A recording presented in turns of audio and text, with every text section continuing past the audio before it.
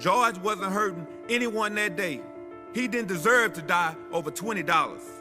I'm asking you, is that what a black man is worth? $20?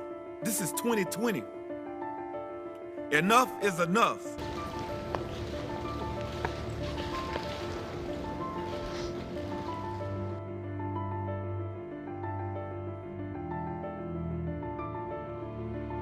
And I hope that we work for passage of this legislation in the House, it gets through the Senate, the president signs it, and in the year 2020, we never, ever, ever see again what we saw a few weeks ago. It wasn't just a tragedy for our country and our nation, but it really was an embarrassment of our nation in front of the entire world.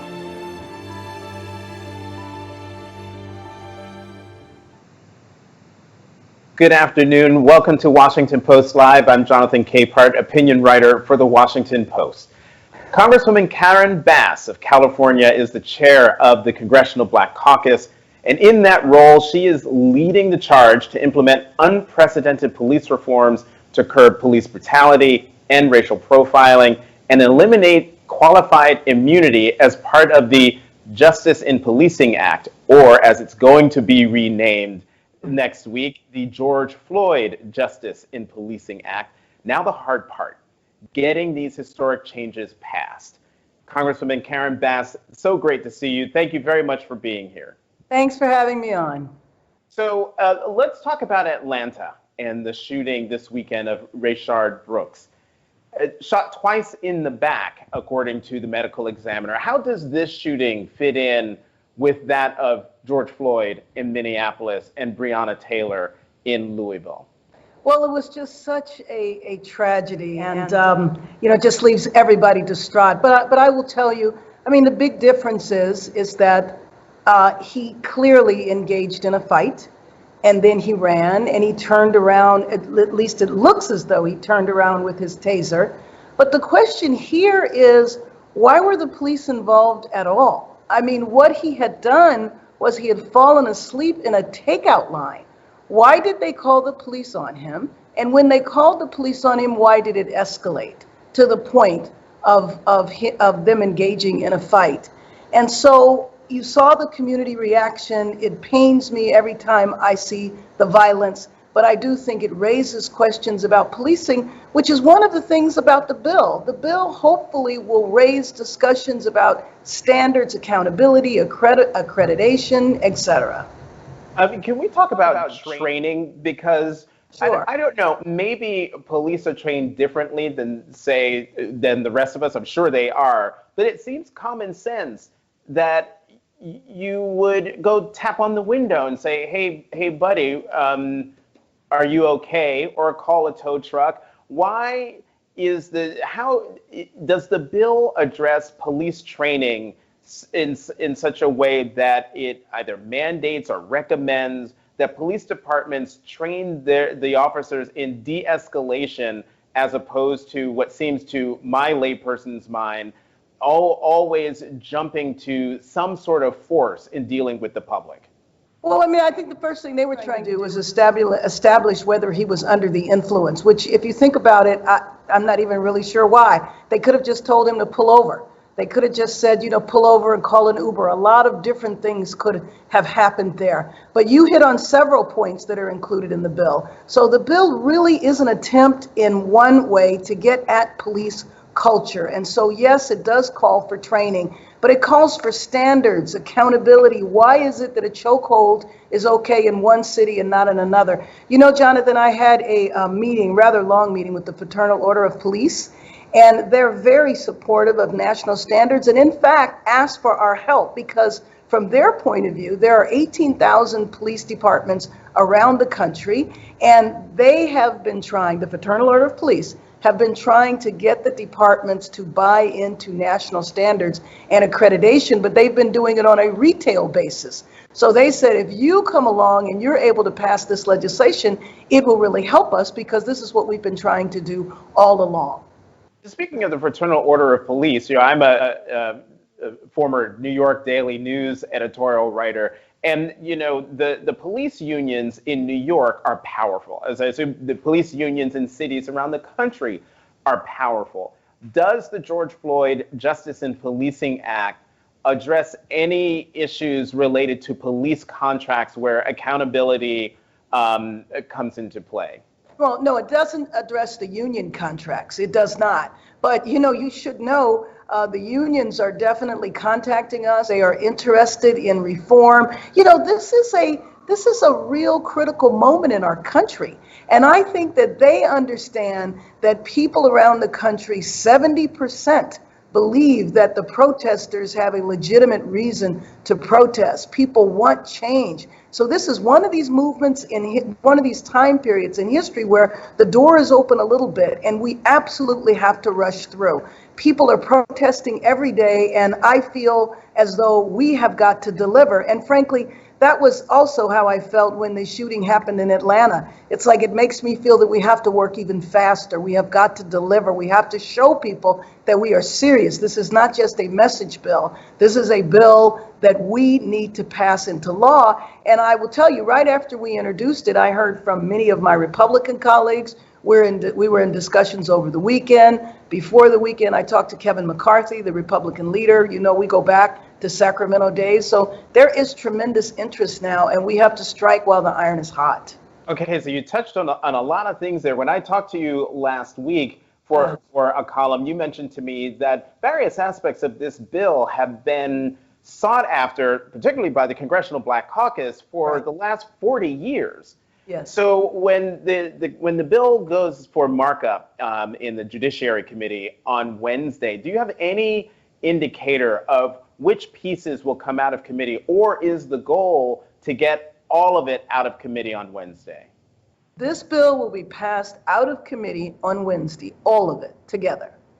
Now, I am hoping that some of my Republican colleagues come on board, but frankly, Jonathan, I just think it's a little too soon for them. I think they're trying to sort through things themselves. I would love to say we would have Republican support that fast, but I do think it's going to take them a little time. Now, the next week, we will pass it off the floor. And so by then, I'm hoping that that's a little more time and we can garner some Republican support. Tim Scott is introducing his bill on Tuesday.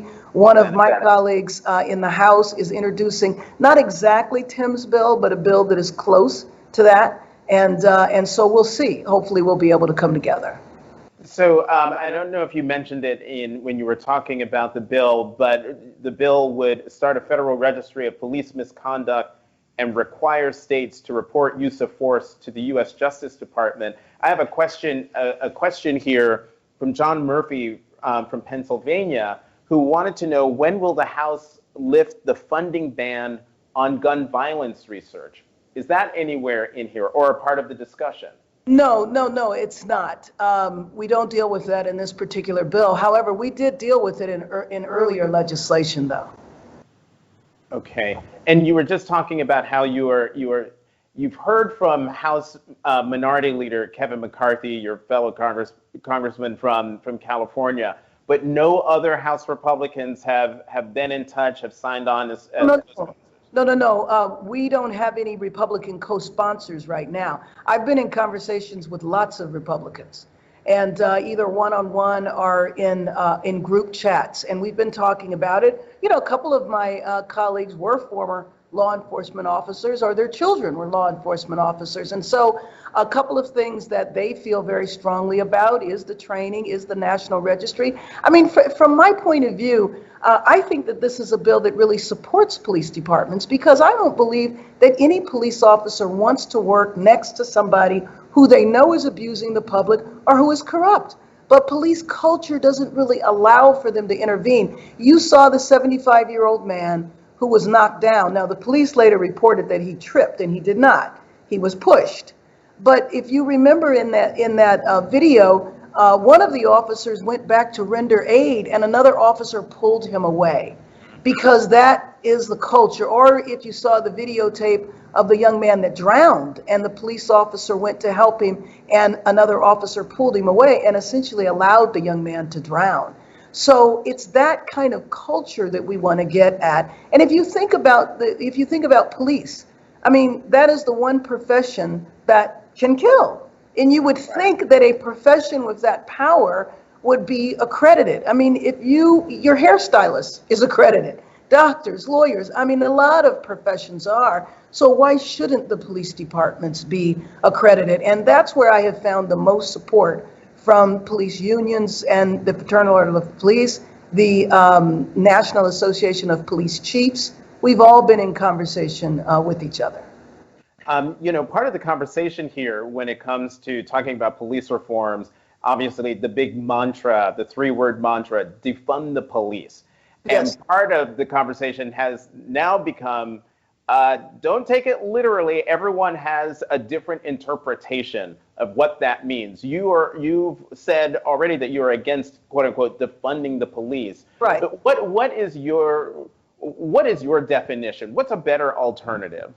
Well, I told some friends that that's probably one of the worst slogans ever. But anyway, police officers are the first ones to say that they are law enforcement officers. They're not social workers. What we have done in our country is we have not invested in health, social, and economic problems in communities. And we leave the police to pick up the pieces. So in my city, for example, on any given night, we have over 40,000 people who are homeless. Why should the police be involved with that? If you're talking about a substance abuse issue, if you're talking about a person with intellectual challenges, why should police officers have to clean up society's problems? So one of the main points that I believe the quote unquote defund movement is making is that cities and states, their priorities are lopsided. So a large percentage of the city budget goes to law enforcement. They're saying, why doesn't the city deal with its social problems so not so much money would have to go to law enforcement? And within the bill, now we do have a grant program where community-based organizations can apply to come up with innovative solutions or strategies about law enforcement in their particular communities. Now, you mentioned your city, which is Los Angeles, so I want to talk to you about Seattle. This weekend, Republicans have been targeting the autonomous protest zone in Seattle and asking if this is what citizens want in their cities. What do you think of that? Well, I mean, I think that it's Seattle plant doing that, I think is okay. But, seriously, a city can't run that way. If you have a small corner of the city that chooses to do that, but I do believe the mayor and the chief of police, as I've heard them on the news, certainly know and see that autonomous zone will last for a very short period of time. So if a neighborhood wants to experiment with that, I think that's fine, but you can't run a city without making sure that everybody in the city is safe. And although I'm a big proponent of the budgets being better and that of society investing, you do need police. You do need someone to help. But I think that what we have done over time is we've divested in so much of the safety net that then we leave the police in a very unfair position. And one of the main reasons why police get in conflicts, physical conflicts that have terrible results, is because they're interacting with people who have mental illness or particular challenges. It's not fair.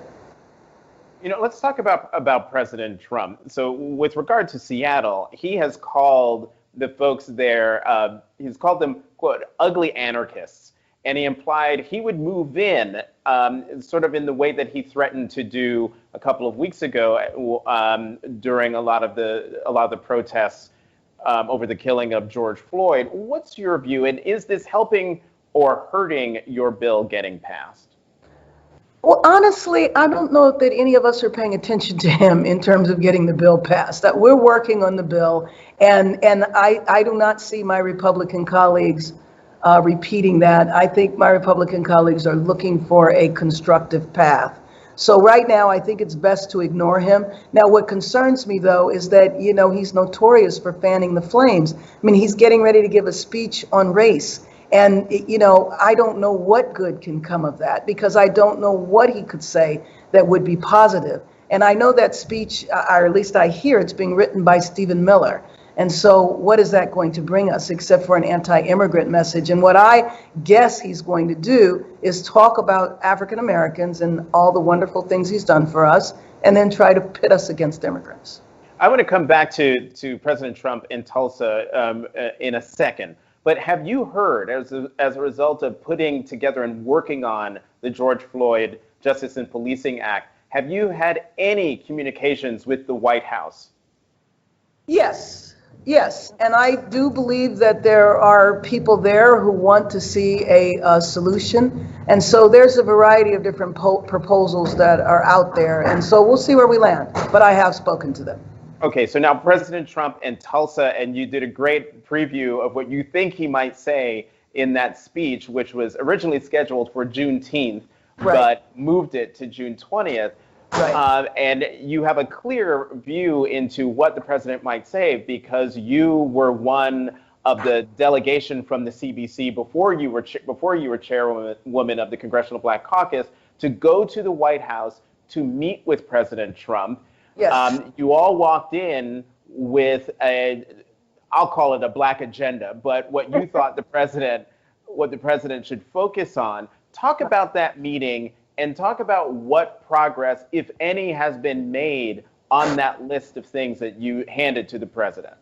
Sure. Well, if you remember, the origin of that meeting was when he was asked by a reporter if he had contacted the CDC.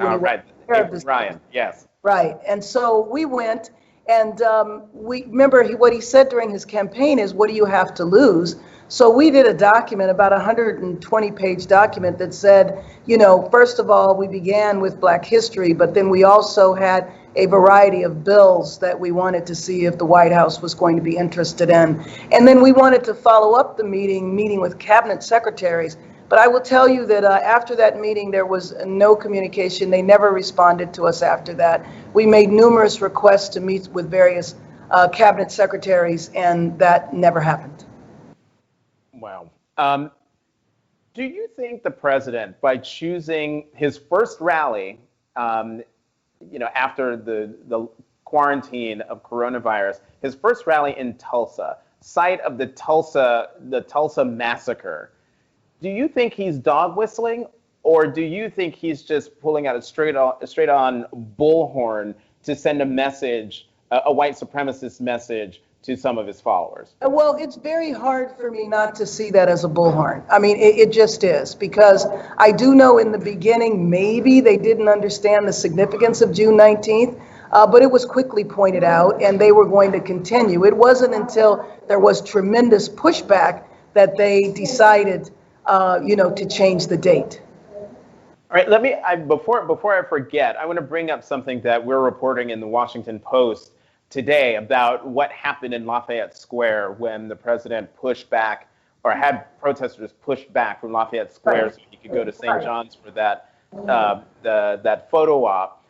The Post is reporting more of the details of the planning and the execution, and law enforcement personnel from the Secret Service, Park Police, National Guard, we're now learning there were guards from a U.S. penitentiary in Hazleton, West Virginia, who were there. Is Congress going to investigate? Yes. Investigate this?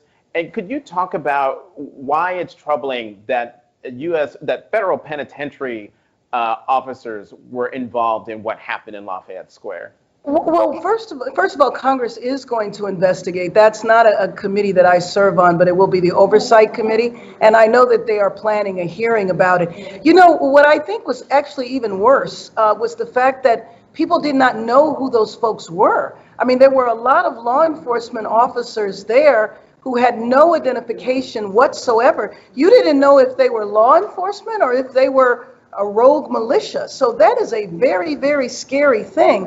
So why they would bring them in, I have no idea. They had the National Guard. I don't know why they needed to bring anyone else in. So that's very frightening. One of the other things to whip us back to Tulsa, but to talk about coronavirus, one of the things that we also know is that Tulsa officials have been pleading, please don't come here with this rally. is the United States opening up? Are states opening up too soon? And is that certainly putting the American population at risk? But talk about what this means for African Americans who have borne the brunt of this pandemic in this country. Let me just say, Jonathan, what I really think is going on is that I think that the administration is not being public about this, but I think they're adopting a herd immunity standard. And herd immunity means just let everybody get exposed. What we used to do years ago with chickenpox. When you had a child, you would intentionally expose them so they could go ahead and just get the virus. And I think that that is the policy that the administration has adopted. And with herd immunity, that is very, very frightening because they're not actually saying that. We know that the death rate has been extremely disproportionate amongst African Americans, Latinos, Native Americans, and Pacific Islanders, depending on where you are. And so you have heard the president on several occasions say, well, the people that are getting sick are people who are older, people who have a lot of other health conditions. It is shocking and so tragic to me that he doesn't seem to be able to muster any empathy at losing over 100,000 Americans are dead in the last 3 months. I mean, you kind of have to say that a couple of times to let that register. And with a new report out of Harvard predicting that we could have another 100,000 dead by the end of the summer, emails revealed in a lawsuit last week include emails showing the politicization of the CDC responses after the president was upset when their top doctors were saying the coronavirus will spread in February. What can you in Congress do to assure the American people that the health information from the CDC is not tainted? Well, not only not tainted, we're trying to get the health information. One of the things that we passed when we passed the CARES Act, from the Congressional Black Caucus perspective, we've been very concerned about this disproportionate death rate and believe that there needs to be a specific intervention in communities where there is the disproportionate death rate. The problem is, where do you intervene if you don't have the data to know where the intervention is needed? And so we did pass legislation that required the CDC to come forward with some of the demographic information within 21 days. And the head of the CDC had to publicly apologize for the report that they submitted because it basically had no information. Congresswoman, how damaging would it be if the United States had to lock down, have everyone stay at home and shut down the economy again? Well, it would be very damaging, very devastating. But, again, over 100,000 people we have lost. We need to do something extreme. And here you have the United States, the most developed, richest country in the world, and we never got a handle on this in the beginning, which is why it's so bad. Now, one of the things that happened in the Obama administration was we faced a potential pandemic then with Ebola. What did Obama do? He mobilized the entire world, and Ebola didn't even spread in Africa. It settled in 3 countries. The World Health Organization predicted 1 million people would die. 11,000 people died. I was on the phone last week with the ambassador to India. India, 1.6 billion people. They've had 6,000 people die. And so there is no reason, except for the fact that this pandemic was handled inappropriately from the very beginning. It ballooned, and we've never been able to get back control over it. Congresswoman, I can't. We're running out of time, but I can't let you go without talking politics. We're Sure. in a presidential election season. Vice President Biden is the presumptive Democratic nominee. Who do you think he should pick for vice president? He says he's going to nominate a woman. Should it be a Black woman? Well, I am very excited that he made the commitment to hire a woman. And of course, I want it to be a Black woman. And I think at this time in our country where you have such an awareness, the majority of the people out on the streets in some cities are majority white. And I get excited by seeing them wear Black Lives Matter t-shirts. So I think that a Black woman would not just galvanize the Black community, but I think it would galvanize this new movement that's out there. So I'm excited, period. I'm doing the countdown. And I said at the beginning of the year, if we didn't fix this in November, we were going to have to pay for the next 2 generations. Now I think it's a matter of life and death. Congresswoman, what do you say to people who say Vice President Biden has to choose between someone who can help him win the Midwest and someone who can help him with enthusiasm among African Americans? Are those two things mutually exclusive? Well, I don't think they're mutually exclusive at all. And I think that the vice president needs to pick somebody that he is comfortable with who can help him lead the nation. There are a lot of names. There have been 3 stories in the last 3 days about what's happening with the vice presidential search when it comes to the African American women who are being looked at. Congresswoman Val Demings, yes. Senator Kamala Harris, yes. Ambassador Susan Rice, Stacey Abrams' name has not been in those stories, but the stories also point out that there might be other people who are being looked at who aren't being talked about. And my question to you, Madam Chairwoman, have you been contacted by anyone from the Biden campaign to talk about VP?